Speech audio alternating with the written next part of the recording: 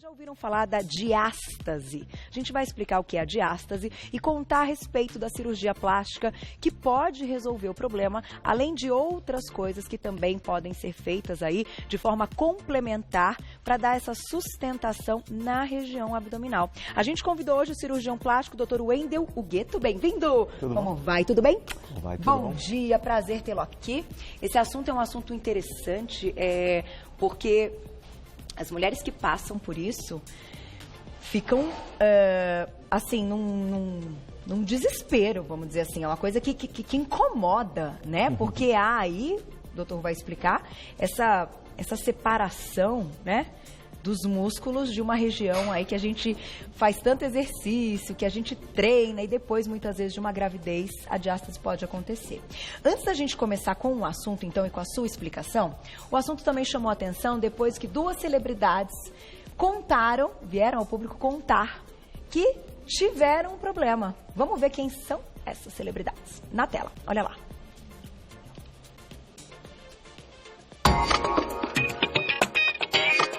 A diástase abdominal é o afastamento dos músculos abdominais do tecido conjuntivo, que geralmente acontece durante a gravidez.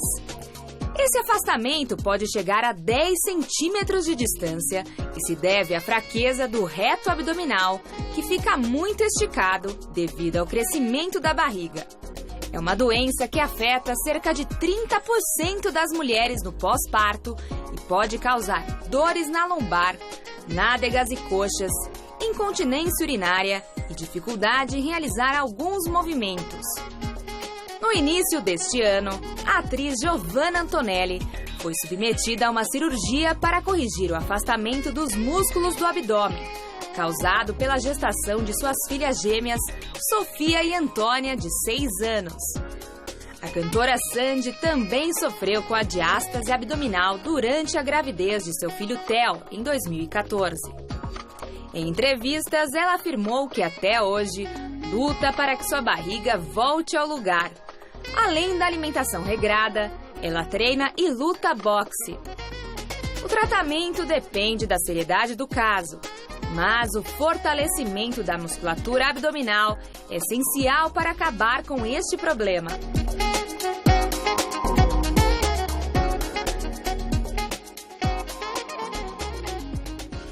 Tá aí. Então vamos entender o que acontece. Doutor, bem-vindo. A gente já tem aqui uma imagem ilustrando um pouquinho do que você vai contar. O que é então a diástase? Muito bem, Carol. A diástase é o afastamento da musculatura abdominal. Nós temos aqui, e como a figura mostra, o músculo reto abdominal, que é o músculo do tanquinho. Tá. E esse é o músculo que, em 30% dos casos, depois de uma gestação, ele fica afastado. E isso é a diástase, é o afastamento dessa musculatura. 30% das mulheres, então, após gestação, apresentam a diástase. Quando a gente tem esse dado, ou mesmo é só uma relação e algo que vem da gestação, ou existem outras coisas que podem comprometer também, mesmo que essa mulher não tenha, enfim, tido neném, ou que ela já tenha alguma predisposição após essa gestação. Como é que vocês relacionam essa parte? Perfeito, Carol. O que acontece é que a maior parte dos pacientes que têm diástase foram decorrentes da gestação mesmo, mas existem outras questões, como, por exemplo, o emagrecimento, aquela paciente que engorda e emagrece, então ela tem o efeito sanfona, o conteúdo intraabdominal cresce e a parede também distende. Então, essa é um paciente que também pode ter diástase, tanto no sexo masculino quanto no sexo feminino. Uma outra questão são propensões genéticas, doenças do colágeno, então essa musculatura é mais frouxa, e propensão genética mesmo. Também. Agora, aquela mulher que fez muito exercício durante anos, teve uma gestação, então na gestação de gêmeos eu acho que deve ser algo que a chance aumenta, né? Um pouco mais, claro, porque a barriga pode ser que cresça um pouco mais, mas o fortalecimento da região prévio, então, antes de uma gestação, pode prevenir uma diástase? Previne. Então, nós orientamos o paciente a fazer o uso correto dessa musculatura abdominal. Então, a prevenção gestação ou durante a gestação previne muito esse afastamento da musculatura. Por quê? Porque você tem uma cinta mais forte e aí comprime melhor o crescimento abdominal. E mesmo que a barriga cresça um pouquinho mais, o que está mais forte é o que a gente espera que segure, né, por mais tempo ali até o final da gestação. Tem um ilustra para mostrar para o pessoal de casa e depois eu queria que você contasse pra gente como nós identificamos no próprio corpo, doutor. Porque como é que a gente percebe? A gente pode colocar os dedos, enfim, a gente vai descobrir juntos. Olha lá. Nas imagens, então, a gente mostra o crescimento e o porquê favorece a diástase, né? Se quiser, pode explicar pra gente. Então vamos lá. Ali. O que a imagem está mostrando nessa partinha azul é exatamente o afastamento dessa musculatura, tá? Isso é a diástase do reto abdominal. Isso faz com que a barriga fique abaulada, né? Quando você faz a atividade física, sem acompanhamento de um fisioterapeuta ou de um personal, a gente acaba utilizando a musculatura de forma errada. Então, o que apareceu ali na lateral em azul é a musculatura oblíqua. Então, nós vamos fazer o abdominal, a musculatura do reto abdominal, que é a musculatura do tanquinho, não contrai e a gente acaba piorando a diástase. Entendi. Então, se você faz uma atividade física não controlada ou sem a ajuda de um profissional, essa musculatura, ela afasta.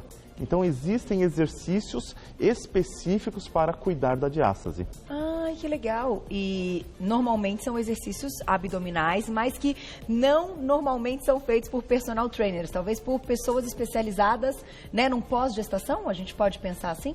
Ou um fisioterapeuta, ou um educador físico, como um personal trainer, que tenha a especialidade disso, né? Ele tem, exatamente. Olha que interessante. Só que, como é que a gente identifica, então, por exemplo? Às vezes a pessoa está olhando ali, ela vê que algo não está indo bem, mas ela não sabe que é uma diástase. A gente consegue, com as mãos, fazer um teste? O primeiro ponto é colocar a mão na linha média, né, ou acima ou abaixo do umbigo, ou na altura do umbigo, e nós vamos sentir que tem um afundamento, e esse afundamento fácil. O segundo ponto é fazer força de contração da parede abdominal, aquela força de abdominal mesmo. Se, em geral, quando nós não temos diástase, a nossa mão vai para frente. Quando você tem diástase, ela afunda. Entendi. Então dá para fazer em casa o teste. Dá para quantificar em casa. E um outro ponto é aquele paciente que vai tossir ou faz aquela manobra que a gente chama de manobra de Valsalva, que é esticar o abdômen e sente esse abaulamento na linha mediana, nessa região onde nós temos as diástases. Então são dois critérios que nós podemos fazer em casa mesmo. Olha só, e feito o teste, claro, o ideal é que procure ajuda, até porque é uma região que a gente precisa ter fortalecida para uma vida inteira, né? Que é o famoso core, né, que eles chamam. Agora, até para o público entender, se existe uma cirurgia, qual é a cirurgia? Vocês conseguem, então, abrir e aproximar novamente o músculo? São duas cirurgias utilizadas de forma independente. Uma delas é a correção da diástase e a outra é se tem ou não sobra de pele, que também pode acontecer na gestação. Falando especificamente da diástase, o que nós fazemos é um corte aqui embaixo, escondido, descolamos essa pele, expõe esse músculo e aí essa musculatura é suturada, ela é costurada lado a lado, de forma que esse abaulamento seja corrigido. Entendi. E se tiver um excesso de pele, também? Essa cirurgia pode ser associada a uma abdominoplastia, que é a retirada da sobra de pele. Que normalmente é o que as mulheres fazem, né? Elas não vão entrar aí na cirurgia apenas, não digo apenas, mas para desfazer somente a diástase, né? A maioria, então, aproveita uma retirada de pele e às vezes até uma retirada de gordura? É possível? Exatamente. É possível a retirada de gordura através da lipoaspiração. Em cerca de 90% dos pacientes é realizado. As duas cirurgias são realizadas em conjunto. Então, correção das diástases e dermolipectomia abdominal, que é a retirada da pele. Tá aí. Após quanto tempo, enfim, após a gestação, é possível identificar? Porque a gente sabe que também tudo vai voltando aos pouquinhos. Então, depois de quanto tempo, né, com o bebê nascido, a mulher sabe que ela voltou o máximo que ela pôde? A gente primeiro pede para a mãe ter parado a amamentação e esperar pelo menos 6 meses, que é o tempo do inchaço diminuir. Tá aí. E volta tudo no lugar. E se não voltar, meninas, tem ajuda. Por isso a gente contou ao vivo aqui no Você Bonita. Eu vou fazer um agradecimento. Muito obrigada. Dr. Wendel Hugueto, cirurgião plástico. Vou deixar um site para vocês. O Wendel com W, 2 L's no final. Hugueto, também com 2 T's. wendelhugueto.com.br. Obrigada, doutora. Até a próxima. Muito obrigado.